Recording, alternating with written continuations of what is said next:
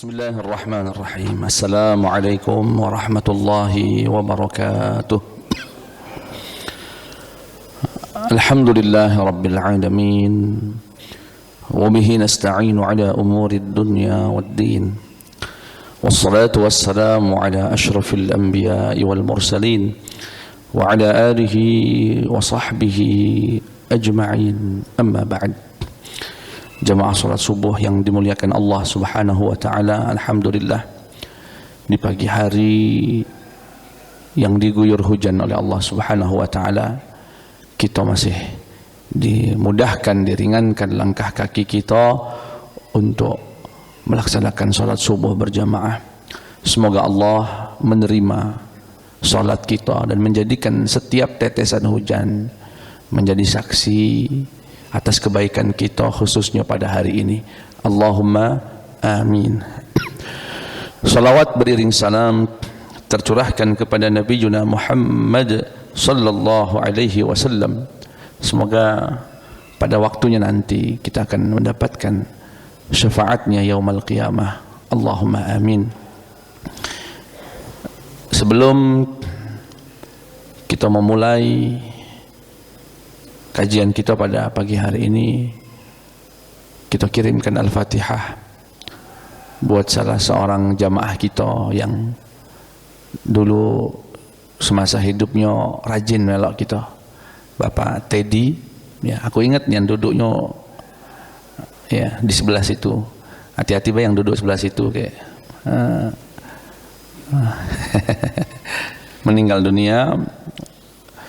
Ya, semoga Allah Subhanahu wa taala mengampuni segala dosa-dosa beliau, dan insyaallah kita bersaksi beliau ini min ahlil khair, orang baik, ya, rajin ngaji, rajin sholat. Dan kami dapat kabar kemarin takziah ke rumahnya, Bilalnya yang memandikan jenazahnya. Ustadz, ini jenazah luar biasa, ringan sekali, bersih, ya. Dan biasanya kata dia, sudah pengalamanku bertahun-tahun, setiap kali memandikan orang ahli salat, rajin salat berjamaah, selalu ringan, selalu mudah. Tapi kalau uang, kata dia, kaku, diapakan bersebau kadang-kadang. Pernah ku tanya, Ustaz, alang ada jenazah itu sampai tidak bisa digerakkan ya, tidak dibersihkan ketiaknya besaro. Aku tanya sama keluarganya, apa dia gawe uang ini? Suka minum. Na'udzubillah min dzalik. Sekali lagi kita kirimkan Al-Fatihah kepada saudara kita almarhum Bapak Teddy. Semoga Allah ampunkan segala dosa-dosanya, Allah angkat derajatnya, Allah jadikan kuburnya sebagai raudhatun min riyadil jannah, taman surganya Allah, bi barakati hadzal majlis wa suratil Fatihah. A'udzu billahi minasyaitonir rajim. Bismillahirrahmanirrahim. Alhamdulillahi rabbil alamin, arrahmanir rahim, maliki yaumiddin.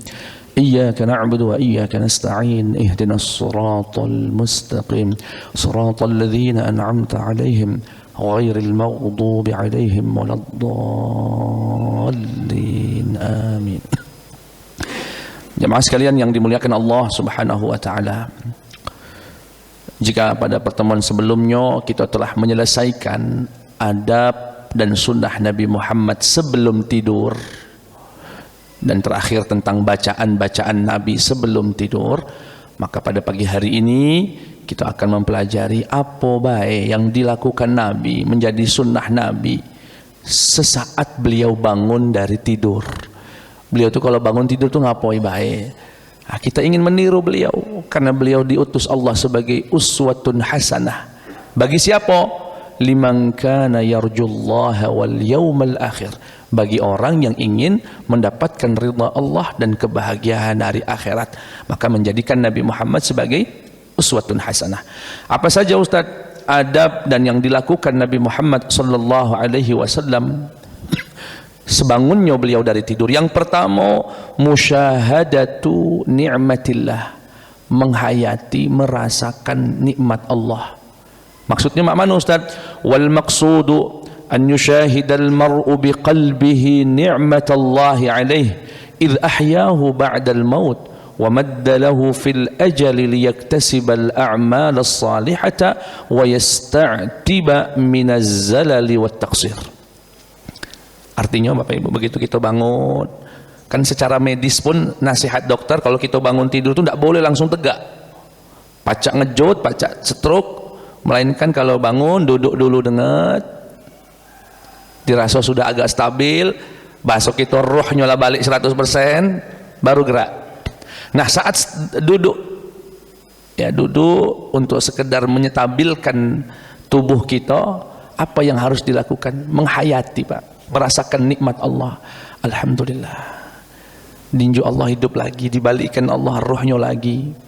Itu artinya apa itu Pak? Kalau Allah Bapak bangun kemudian meresapi, Alhamdulillah, berarti maknanya pagi ini bisa lagi sarapan sama wong rumah, sama keluarga. Itu artinya kalau kita bangun itu artinya, oh berarti pagi ini pacak sarapan lagi sama wong rumah, sama anak-anak, sama cucu. Oh berarti pagi ini pacak ketemu lagi kawan-kawan di masjid sholat subuh. Oh berarti hari ini bisa lagi mencari bekal. Itu maknanya. Oh nikmat sekali itu Pak. Itu nikmat kehidupan. Bangun tidur, itu artinya Allah masih ingin kita beramal soleh. Mohon maaf kalau orang yang lalai, dia bangun saja biasa, memang itulah tiap hari. Tapi orang yang menghayatinya, alhamdulillah ya Allah, alhamdulillah masih bisa bangun lagi, masih bisa sholat lagi, masih bisa sujud lagi. Seraya membaca doa, alhamdulillahilladzi ahyana ba'dama amatana wa ilaihin. Itu doa kalau diresapi juga maknanya itu. Alhamdulillah, segala puji bagi Allah, alladzi ahyana, yang telah menghidupkan kami, ba'dama amatana, setelah mematikan kami, wa ilaihin nusyur, dan hanya kepada Allah kelak kami dikembalikan, kelak kami dikumpulkan. Artinya apa itu Pak? Berarti tidur itu dalam bahasa Nabi, dalam doa Nabi adalah kematian. Kata beliau kan, segala puji bagi Allah yang telah menghidupkan kami setelah mematikan kami. Artinya tidur itu mati sebetulnya, mati kecil bahasa kita. Dan Allah balikkan lagi rohnya. Alangkah indahnya wong muslim, alangkah indahnya begitu dia bangun, yang keluar dari lisannya alhamdulillah, segala puji bagi Allah. Itu bentuk syukur. Nah kalau sudah syukur, Allah akan tambahkan lagi kebaikan-kebaikan setelahnya. La in syakartum la azidannakum wa la in kafartum inna azabi lasyadid. Pagi-pagi bangun yang diucap alhamdulillah, indah sekali. Memuji Allah subhanahu wa ta'ala. Itu adab yang kedua. Adab yang ketiga, mengusap wajah. Jadi bangun sembari doa tadi Pak, diusap wajah. Dan ini alhamdulillah kami amalkan betul sunnah ini ketika bangun tidur. Dan luar biasanya Pak, ini yang saya rasakan dan saya resapi, kalau kita bangun itu kan masih agak apa ya, ngantuk, mata kadang berat, apalagi kalau malamnya begadang. Itu begitu diusap Pak,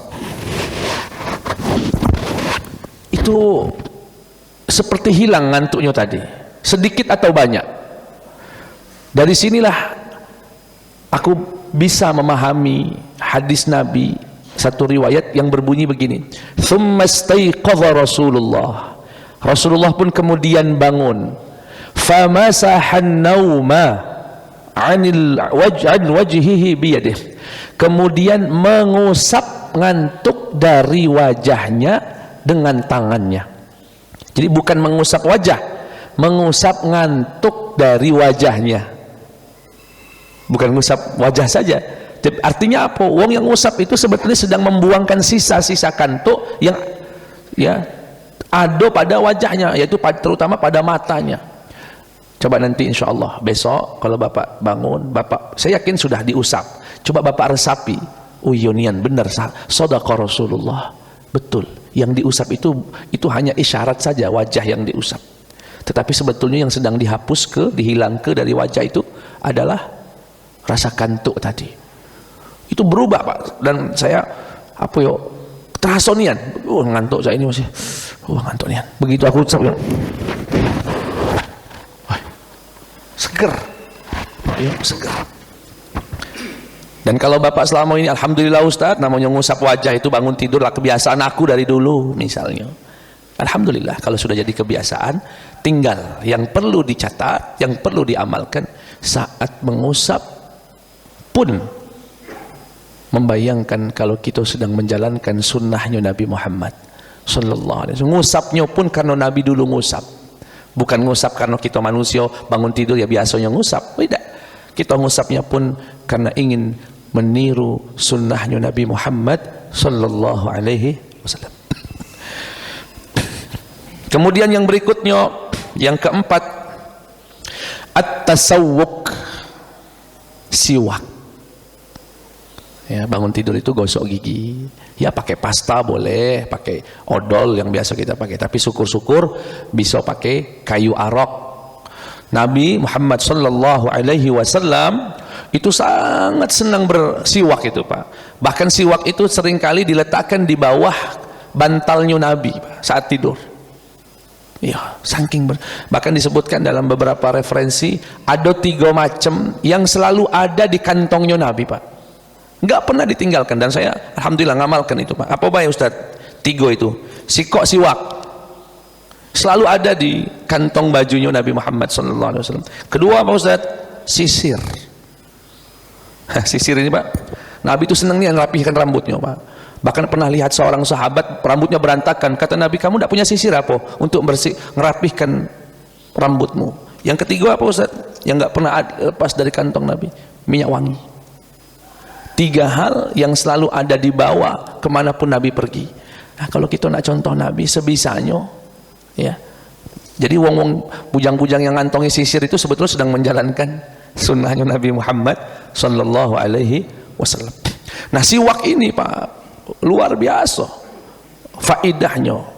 Kita bangun tidur, jangankan bangun tidur, disebutkan dalam kisah detik-detik wafatnya Nabi Muhammad sallallahu alaihi wasallam. Jadi salah satu amalan yang dilakukan Nabi sebelum meninggal dunia adalah gosok gigi, siwak. Bagaimana kisahnya? Kisahnya saat itu Nabi Muhammad sedang dalam pangkuan Sayyidah Aisyah radhiyallahu anha, dalam pangkuan. Tahu-tahu datang adiknya Aisyah, adik iparnya Nabi berarti, namanya Abdurrahman, putra Abu Bakar. Saat itu di kantongnya ada siwak baru. Nabi menunjukkan isyarat, aku pengen siwak. Dimintalah oleh Aisyah, wahai adikku, Nabi pengen siwak. Diunjuklah siwaknya tadi. Karena masih keras, masih baru tadi, dibasahkan oleh Sayyidah Aisyah dengan mulutnya, ujungnya digigiti biar timbul serabut, kemudian pacak dipakai. Setelah basah, digigit dan istilahnya dilembut oleh Sayyidah Aisyah, diserahkan ke Nabi Muhammad. Kemudian Nabi pun bersiwak dengan siwak itu. Apa kata Sayyidah Aisyah? Salah satu kebanggaanku sebagai seorang istri, terakhir kali akulah wanita yang air liurnya bertemu dengan air liur baginda Muhammad sallallahu alaihi wasallam. Itu satu kebahagiaan dalam hidup Sayyidah Aisyah dari semua istrinya yang dipilih oleh Rasulullah sallallahu alaihi wasallam untuk yang pertama terakhir kali masuk ke dalam perut Nabi Muhammad ada campuran daripada air liurnya Sayyidah Aisyah radhiyallahu anha, dan meninggal dalam pangkuan Sayyidah Aisyah radhiyallahu anha. Itu saking pentingnya siwak tadi, Pak. Bahkan dalam satu hadis Nabi juga bersabda, laula an asyqa ala ummati la amartuhum bis-siwak 'inda kulli salah. Kalaulah tidak memberatkan umatku, niscaya akan kuwajibkan bersiwak setiap kali mau salat. Tapi karena itu memberatkan, akhirnya Nabi tidak mewajibkannya. Tapi di sini ada pesan siwak itu sangat-sangat diharapkan oleh Nabi. Dalam satu riwayat Imam Tirmidzi, ya, illam ukhti, disebutkan salatnya orang yang melakukan dengan siwak sebelum salat 70 kali lipat dari salat orang biasa. Nah, Nabi Muhammad SAW bangun dari tidur, namanya tidur kita selaku manusia, kita ini ya ada bau mulut, ada macam-macam. Padahal kita bangun ingin membaca Al-Quran. Kita bangun kan nanti mau sholat. Kalau sholat yang nak dibaca Al-Quran. Disebutkan dalam hadis Nabi Muhammad SAW, setiap kali orang membaca Al-Quran atau saat orang membaca Al-Quran, Malaikat itu meletakkan mulutnya di depan orang yang baca Quran. Jadi imam kita tadi ketika dia baca, ketika kita baca, itu malaikat meletakkan mulutnya di depan kita, Pak. Apa yang dibaca oleh manusia dari Al-Quran masuk ke mulutnya malaikat. Disebutkan maka dari itu bersihkan dan wangikanlah mulut kalian. Karena malaikat tidak suka dengan yang bau-bau. Nah, itu luar biasanya siwak, dan ini sunnahnya Nabi. Walaupun kalau aku nanya wong rumah aku secara medis yang bagus, ketika dia bangun baca zikir tadi tidak langsung beranjak, dirasa sudah stabil, masuk ke kamar mandi, kumur-kumur dulu, membuang ya sisa-sisa dari air liur. Jangan gosok gigi dulu, kumur-kumur, baru minum segelas air macam-macam, barulah sikat dan gosok gigi. Kemudian apa yang kelima Ustaz? Ghaslul yadaini salasan, mencuci tangan. Bangun tidur itu, Pak, mencuci tangan. Kata Nabi Muhammad, "Idza stayqadha ahadukum min naumihi," jika salah seorang di antara kalian bangun dari tidurnya, "fala yaghmis yadahu fil ina," jangan langsung memasukkan tangannya ke bejana air untuk ngambil wudu. Jangan langsung. Tapi bagaimana ya Rasulullah? Hatta yaghsilaha salasan, sampai dia mencuci tangannya 3 kali. Kenapa harus dicuci tangannya dulu ya Rasulullah? Kenapa tidak boleh langsung? Atau kalau kita pakai keran misalnya, kenapa tidak langsung ditadahi kemudian kumur-kumur wudu, melainkan cuci tangan terlebih dahulu, dicuci sampai 3 kali? Kenapa? Fa innahu la yadri aina batat yaduhu, karena dia tidak tahu di mana tadi malam tangannya minap berada. Wah, ini luar biasa. Alangkah indahnya syariat Nabi. Mohon maaf Pak, kalau kita tidur, tangan ini kemana Pak tadi malam? Kadang ngorek kuping, kita tidak sadar. Kadang ngupil, bersihkan hidungnya. Mohon maaf, kadang garuk ketiak. Bahkan ada yang lebih dari itu, garuk kemaluannya, alat vitalnya. Bayangkan itu kalau tangannya sudah ke telinga, bersihkan kupingnya. Kemudian ngupil pulang, megang ketek pulau, kemudian mau ya mohon maaf, menggaruk bagian vitalnya. Kemudian dia buka keran, ditadahinya banyu tadi, masukkannya ke mulut. Apa enggak jorok itu, Pak? Tapi Nabi Muhammad SAW tahu betul, wahai umatku, kalau kamu nak lagi bangun tidur, cuci dulu tangannya. Atau kalau dia langsung masukkan ke bejana air, ya banyunya jadi terkontaminasi dengan kotoran. Karena kita tidak tahu di mana tangan ini berada. Ya, alangkah indahnya, ini adab yang sangat indah sekali. Ajarkan ini kepada anak cucung kita. Untuk bujuk, "Cung, kalau kamu bangun tidur, jangan langsung masuk ke banyu itu di bak mandi. Jangan kamu langsung wudu, kumur-kumur, tidak, cuci tangan dulu." Karena tangan kita ini tadi malam tidak tahu di mana hinggapnya, di mana dia. Kalau kita sadar, tidak mungkin kita nak melakukan langsung nadah banyu, langsung kumur-kumur ke mulut. Cuma kadang-kadang kita tidak sadar, namanya malam lagi tidur. Maka dari itu Nabi Muhammad SAW menganjurkan hal tersebut. Kemudian yang berikutnya apa Ustaz? Wudu. Barulah ambil air wudu. Nah, untuk wudu ba'da tidur ini ada anjuran khusus, dan ini menjadi adab yang ketujuh. Apa itu? Memaksimalkan istinsyaq dan istinthar. Apa itu maksudnya? Kalau masukkan air ke hidung namanya istinsyaq. Kalau mengeluarkannya namanya istinthar. Ada istinsyaq, ada istinthar. Dalam wudu ini bukan wajib, tidak wajib, tetapi sunnah dan sangat dianjurkan kalau ba'da naum. Nabi Muhammad bersabda, "Idza stayqadha ahadukum min manamihi," jika salah satu di antara kalian bangun dari tidurnya, "fatawadda," maka berwudulah, "falyastanthir thalatha marrat," kemudian istintsarlah, semburkanlah air dari hidungnya, "thalatha marrat," 3 kali. Kenapa ya Rasulullah? "Fa inna syaitana yabitu ala khayashimihi," karena setan kalau malam tidurnya di lubang hidung kalian. Hidung kita ini rupanya tempat tidurnya setan kalau malam. Makanya dulu kalau di pondok, Namanya santri itu kalau ba'da subuh mulai nambah hafalan Qur'annya. Kaget menjelang duha setoran sama kiainya. Kalau dia ketiduran ba'da subuh ndak bisa setor. Makanya kalau majelis taklim cak ini ngantuk-ngantuk, ya kita ngantuk sambil dengarkan pengajian ini, biasanya salah satu sebabnya wudunya tidak sempurna. Wudunya tidak maksimal. Jadi kalau habis subuh dengarkan pengajian, cak itu salah satu sebabnya bisa jadi karena setan belum check out dari hidungnya, masih tidur. Ya. Nah, ini dibersihkan hidungnya yang maksimal. Dan caranya bagaimana Ustadz? Kalau dalam madhab Imam Syafi'i, afdolnya air yang diambil untuk kumur-kumur sebagian diambil juga untuk istinsyak. Jadi kalau saya ambil buka keran, kuwadahkan banyu di tangan kanan misalnya, masukkan sebagian banyu tadi ke mulut, sisanya masukkan ke hidung, gitu. Mengeluarkannya mana Ustaz? Pakai tangan kiri.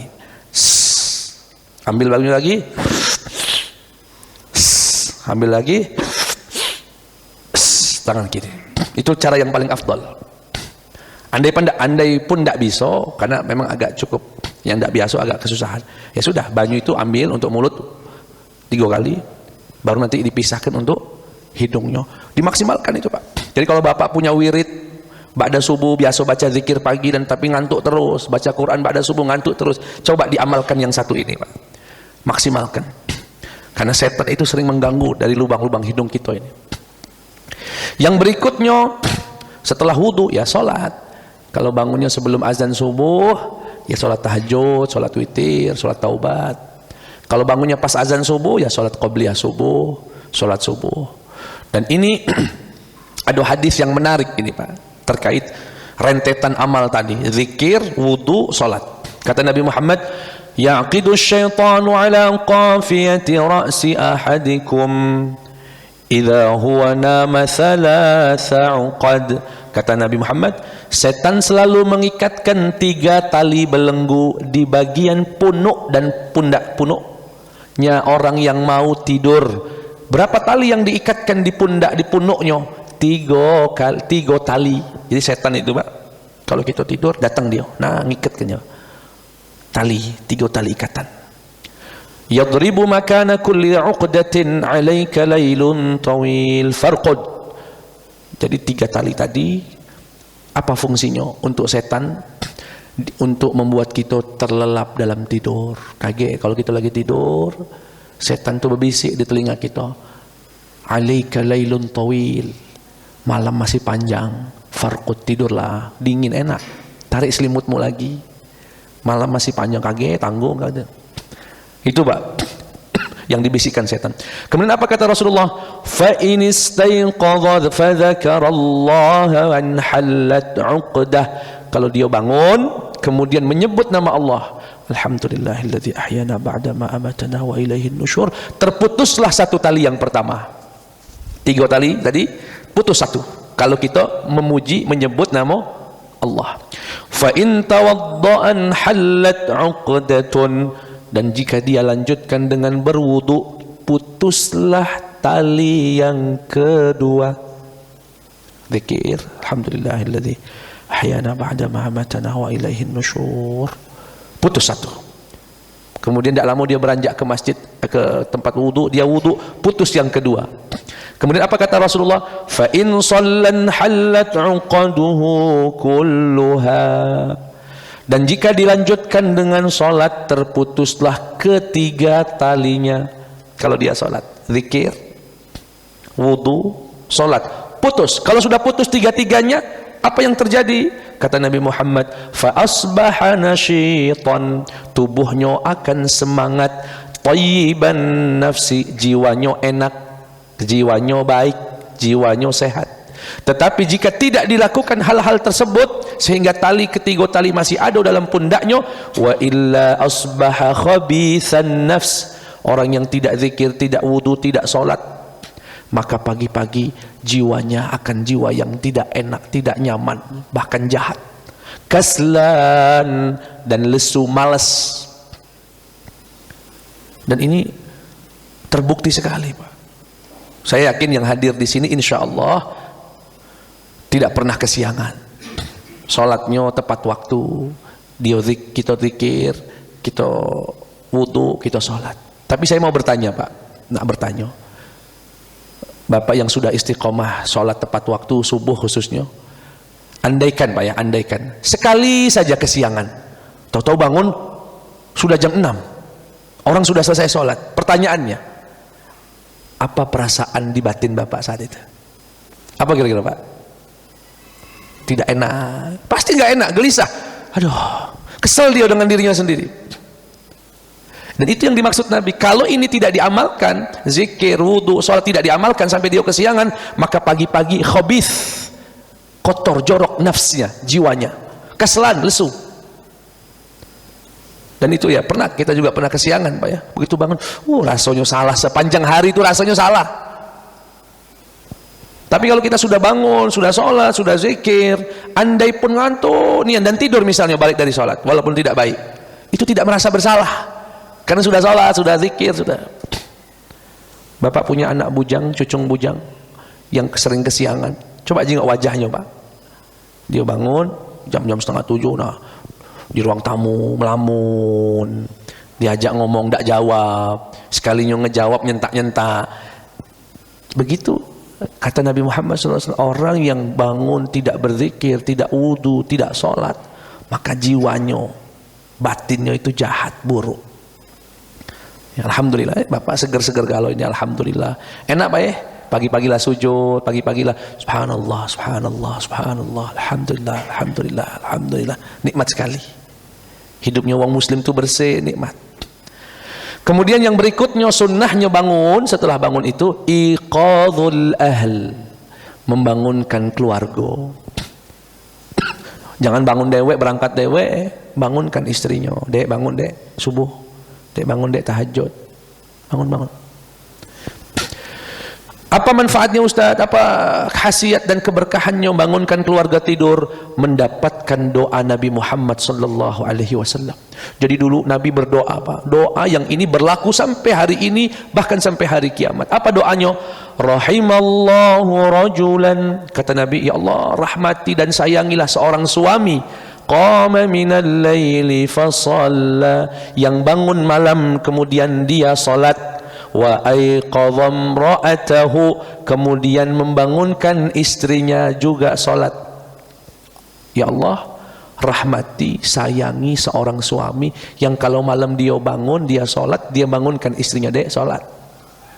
Fa in abad, kalau istrinya agak sulit bangun, nadhaha fi wajhihal ma, dia percikkan banyu wudunya di wajahnya dikit, nah dek bangun, dek bangun. Ingat Pak di garis bawahi, dipercik ke, bukan disiram. Kalau siram itu ngajak berantem namanya, pagi-pagi lah berantem. Dipercikkan, dek bangun, ambil bekas wudhu itu tadi, ya dek bangun, dikit lagi, ya tahajud. Sebaliknya Nabi juga berdoa, wa rahimallahum ra'atan, semoga Allah merahmati seorang wanita, seorang istri, qamat minal lail, bangun di suatu malam, fasallat, kemudian dia salat, wa aiqadhat zawjaha fasalla, kemudian dia bangunkan suaminya, kemudian suaminya pun salat. Fa in aba, jika suaminya pun susah bangun, nadhahat fi wajhihil ma, dipercikkan sedikit banyu di wajahnya. Ya salam, didoakan oleh Nabi dapat rahmat. Bangun subuh, ketok pintu anak-anaknya. Nak bangun nak, subuh nak, udah azan subuh bangun. Itu dirahmati, dan yang mendoakan bukan siapa-siapa, baginda Muhammad sallallahu alaihi wasallam. Didoakan dapat rahmat. Tapi saya membayangkan hadis ini, caknya sulit bisa diamalkan oleh suami istri kalau siangnya suami atau sehari-harinya suami istri itu tidak romantis.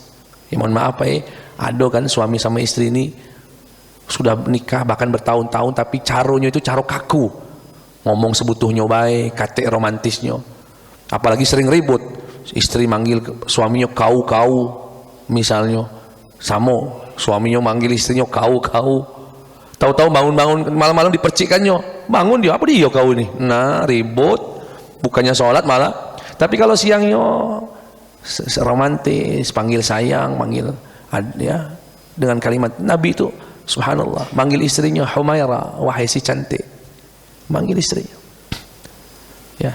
Nah kalau sudah begitu, sehariannya sudah romantis, enak. Bangun tidur itu, dek bangun dek, salat subuh, tahajud ya, cantik, tahajud, percikannya, senyum dia, kakak ini, indahnya. Yang masih bujang jangan bayang-bayang ke Pak Imam deh. Baik, yang berikutnya, bangunlah segera mungkin ya, pagi-pagi. Bapak kalau punya anak, saya yakin ini bukan untuk bapak, ini untuk anak-anak kita, terutama yang bujang-bujang, yang mungkin belum dapat gawean, macam-macam banyak. Kata Nabi Muhammad SAW, Allahumma barik li ummati fi bukuriha, ya Allah berkahi umatku di pagi hari. Jadi kalau pagi itu usahakan melek matanya. Kenapa? Allah sedang menebarkan keberkahan di bumi ini. Dan itu berkat doanya Nabi sejak 1400 tahun. Nabi berdoa, ya Rabb berkahi umatku di pagi hari. Kalau kata wong tua kita dulu, wong yang tidur pagi-pagi belum bangun, rizkinya dipatok ayam. Bayar, itu istilah saja bagi orang dulu. Maknanya adalah berkahnya diambil ayam, karena ayam bangun duluan. Seharusnya manusia yang pacak dapat juga, ini ayam duluan yang bangun. Ya, bangunlah pagi-pagi. Yang terakhir, tartibul firashi ba'dal istiqadh, merapihkan tempat tidur, kasur setelah bangun. Spraynya dikebah lagi, dibersihkan lagi, dirapihkan lagi. Itulah 10 hal yang kalau kita resapi, Pak, diresapi, dihayati, alangkah indahnya syariat Nabi Muhammad. Indah sekali. Bayangkan Pak, bangun tidur, Nabi nyuruh kita memuji Allah, suruh kita bersih-bersih tangan, gosok gigi. Mohon maaf Pak, dengan segala hormat, tunjukkan satu agama yang ada tuntunannya langsung dari Tuhannya atau dari Nabinya, bagaimana seseorang seharusnya saat bangun tidur. Sedetil Nabi Muhammad SAW. Disuruhnya cuci tangan, disuruhnya gosok gigi, disuruhnya berwudu, disuruhnya sholat. Dan jika itu jadi rutinitas, alangkah indahnya hidup orang muslim ini. Diawali dengan kebersihan baik lahiriah ataupun batiniah. Alhamdulillah, segala puji bagi Allah yang telah menganugerahkan kita keislaman, hidayah. Alhamdulillah yang menjadikan kita umat Nabi Muhammad SAW. Dan alhamdulillah yang menjadikan kita umat Nabi Muhammad yang ngerti, yang meresapi nikmatnya syariat Nabi Muhammad SAW. Ada umat Nabi Muhammad, mohon maaf, iya dia umat, tapi tidak meresapi, tidak menyadari kalau begitu indahnya. Itu nikmat sekali Pak. Demi Allah nikmat sekali kita merasakan, oh ya Allah. Ya, ada orang itu kan lalai, lalu baik, cai itu nah sudah balik, kayak tidur lagi, bangun lagi, tidur lagi, bangun lagi, tidur lagi, bangun lagi, sudah. Begitulah rutinitas dia. Tapi orang yang dapat ilmu seperti pagi ini, oh besok pagi gosok gigi, membayangkan dulu Nabi Muhammad juga gosok gigi. Ketika bangun tidur dia ngusap wajahnya, terbayang, ya Allah dulu Nabi Muhammad juga masih gosok wajahnya. Masuk kamar mandi dia cuci tangan dulu, ya Allah. Inilah perintah Nabinya. Setiap sunnah yang dia lakukan, dia hadirkan sunnah Nabi Muhammad sallallahu alaihi wasallam. Demikian jamaah sekalian yang dimuliakan Allah Subhanahu wa taala. Semoga bisa diamalkan. Walaupun saya yakin sudah banyak yang mengamalkan, tetapi mungkin sedikit yang menghayatinya, menghayati setiap sunnah. Ini sunnahnya Nabi, beginilah Nabi dulu ngenjuk tahunya. Ya. Dan kita amalkan ini semua, meski dia terdengar sederhana, diamalkan dengan penuh keta'ziman, memuliakan sunnahnya Nabi Muhammad sallallahu alaihi wasallam. Sampai di sini, apakah ada yang nak ditanya ke? Dipersilahkan. Assalamualaikum warahmatullahi wabarakatuh. Ustadz, yang ingin saya tanyakan ini mengenai siwak tadi Ustadz. Seperti kita ketahui bahwa Islam itu sangat menjunjung tinggi kebersihan. Tapi seperti kita ketahui juga bahwa di mulut kita pada waktu itu banyak sekali kotoran-kotoran. Dan perlu dibersihkan ininya. Kalau kita bersikat itu ini dibuang.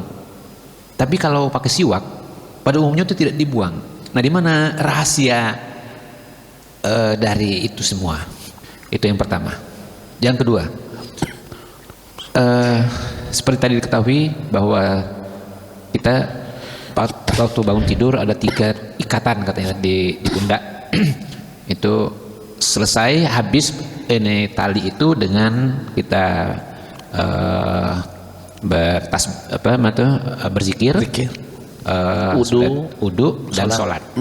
Tetapi juga dijelaskan bahwa pada waktu sholat itu ada iblis atau setan atau apa yang mengganggu, khusus mengganggu orang sholat. Nah ini di mana letak ada sinkronisasinya? Terima kasih. Wassalamualaikum warahmatullahi wabarakatuh. Waalaikumsalam warahmatullahi wabarakatuh. Baik, ini pertanyaan yang sangat baik sekali ya. Bagaimana dengan siwak ini Ustaz? Kan kalau mohon maaf dia siwakan jigongnya terkelupas gitu.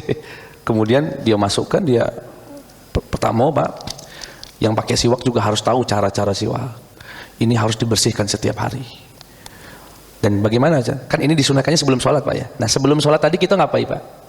Wudu. Nah di wudu itulah kita kumur-kumur. Saya kalau pakai ini saat wudu juga coba. Jadi saat wudu, saat belum kumur belum cuci tangan, belum belum mulai wudu lah. Itu aku ambil air, nah aku bersihkan. Bersih, sudah. Caranya pun dari atas ke kanan, turun ke bawah, ke kiri, naik ke atas, ke kiri, turun, baru ke tengah lagi. Dah dianggap bersih, aku cuci. Setelah aku cuci, aku masukkan, kumur-kumur, buang sisa. Setelah wudhu semacam itu, aku ke masjid nih. Tadilah wudhunya di bawah misalnya, ke masjid. Begitu mau sholat, aku pakai lagi. Itu sekedar sunnah, sudah nggak ada lagi kotoran tadi Pak. Sudah bersih. Nanti dan ini harus rajin dibersihkan, bukan? Ya mohon maaf, mungkin sebagian orang yang mengamalkan ini tidak memperhatikan itu. Jadi habis makan bakwan di sini, mengirup pempek, masuk ke masjid, siwa-siwa. Iyalah, kalau dia tahu caranya, kan dia wudhu sebelum sholat tadi Pak. Wudhu itulah dia. Nah, bersihkan, kaki dibersihkannya, kumur-kumur, mohon maaf, sisa jigong-jigong tadi lah sudah dibuang, masukkan. Begitu mau sholat di sini masuk, udah bersih ini Pak. Allahu Akbar. Gitu Pak ya. Wallahu taala a'lam. Walaupun ada juga guru kami terutama ulama dari Mesir itu tidak menyarankan saat mau sholatnya Pak. Pas mau Allahu Akbar enggak, tapi pas di tempat wudu saja. Nah, gitu ya. Jadi saya husnudzon orang yang begini-begini itu sebelumnya sudah bersih-bersih, saat wudu sudah dibersihkan. Cuma kalau baru ngirup pempek di sini kemudian sholat tahiyatul masjid, sholat duha, nah di ini nggak mana jigong yang dibukanya tadi itu nggak dibuang di mana, dari telennya jorok kan, ininya juga dari bau. Alhamdulillah ini baunya bau kayu arok dan nggak sama sekali nggak ada baunya. Alhamdulillah ya, beramal pun harus pakai tuntunannya, pakai ilmunya. Yang kedua, tadi kata hadis Nabi, orang sudah selesai zikir, wudu, sholat, itu kan terputus ketiga talinya. Kemudian pas sholat ada lagi setan kakek ganggu kita. Nah, itu dua segmen yang berbeda. Kalau yang tiga tali belenggu setan tadi terputus untuk menghilangkan ngantuk dan melahirkan jiwa yang baik. Tapi namanya hidup, setiap detik selalu ada ujiannya. Begitu sholat, meski sudah terlepas ini tiga belenggu setan tadi, sudah nggak ngantuk lagi, orang dia sudah wudu, udah mau sholat. Nah ganggu setan yang satu ini bukan ganggu untuk biar tidur lagi, ganggu biar tidak khusyuk. Nama setannya khonzab, atau boleh dibaca khinzib atau khonzab. Mulai dia, kamu itu baru 2 rakaat padahal ketiga. Pernah Pak ya sholat gak ragu? Ini kedua apa ketiga tiga apa keempat. Nah itu tugasnya si khonzab tadi. Bapak seharian nyari kunci tidak dapat, nyari sana bongkar sana, lupa. Begitu sholat, Allah dibisikkannya, kau itu tadi naruh cincin, naruh kunci di bawah bantal. Nah ingat galau, yang lupa di luar sholat diingatkan dia di dalam sholat. Ya. Nah itu dua segmen yang berbeda. Ya, nanti selesai dari sholat ada lagi setan yang ganggunya lagi Pak. Bisikkan, kau orang hebat, kau ahli ibadah. Keluar dari masjid, nengok uang belum sholat, mulai dibisikkan lagi setannya. Lihat nah uang itu, ahli neraka galau, kau itu ahli surganya. Nah, namanya di dunia tidak akan lepas dari keadaan dan itu sebagian ada keterangan namo-namonya, sebagian secara umum saja setan itu selalu hadir untuk menggoda kita. Ya, wallahu taala a'lam.